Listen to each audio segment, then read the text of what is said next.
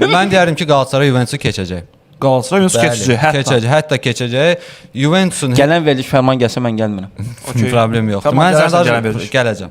Sənə bir neçə səbəb də deyəcəm ki, keçmək səbəbləri.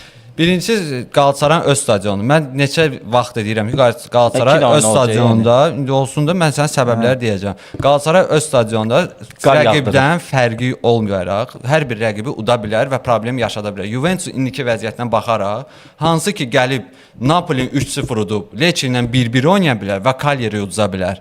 O gəlib rahatçılıqda o oyunda 1-2-0, 3-1 uduza bilər də bir təqribi bir ehtimal.